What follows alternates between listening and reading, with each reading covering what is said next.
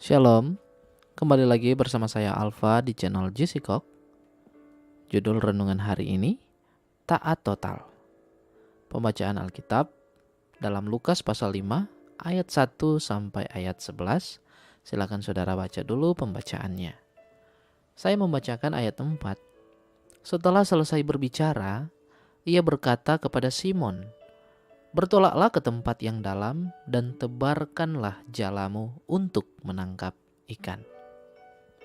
Nah, saudara, bacaan kita hari ini menceritakan tentang pertobatan Petrus. Dari Petrus yang adalah penjala ikan menjadi penjala manusia. Saya telah membaca kisah ini berkali-kali.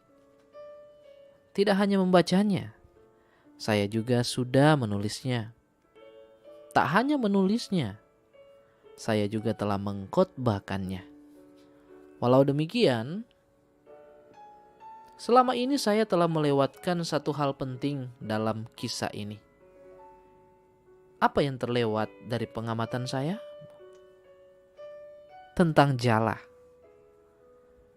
Setelah selesai berbicara, Tuhan Yesus berkata kepada Simon, "Bertolaklah ke tempat yang dalam dan tebarkanlah jalamu untuk menangkap ikan."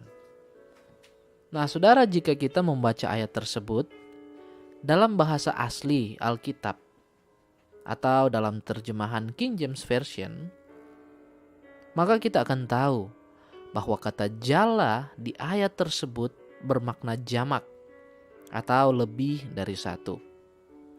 Artinya, Yesus memerintahkan Petrus, tebarkan jala-jalamu. Lalu apa yang Petrus lakukan? Ia menebarkan jalannya. Tapi jala di ayat 5 ini bermakna tunggal atau satu. Ringkasnya, Tuhan Yesus memerintahkan Petrus untuk menebarkan banyak jala. Tapi Petrus hanya menebarkan satu jala saja. Jadi kesimpulan saya, Petrus taat, tapi agak ragu juga. Mungkin pikirnya, buat apa menebarkan banyak jala kalau nanti tidak ada hasilnya? Repot kalau harus membasuh banyak jala. Inilah yang membuat Petrus menebarkan satu jala saja. Apa akibatnya? Jala itu tidak muat menampung jumlah ikan yang banyak, sehingga jala tersebut mulai koyak. Andai saja Petrus taat, maka ia akan mendapatkan ikan lebih banyak dan tidak perlu repot-repot memperbaiki jala yang koyak. Dalam situasi sulit dan semustahil apapun, marilah kita belajar untuk taat kepada Tuhan. Taat secara utuh, bukan taat menurut pandangan kita sendiri.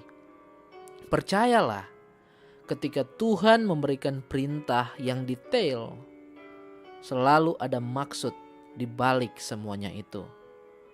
Taat membuat kita mengalami berkat terbaik dari Tuhan. Rindukah saudara mengalami pengalaman supranatural bersama dengan Tuhan? Taatilah Dia dengan segenap hati.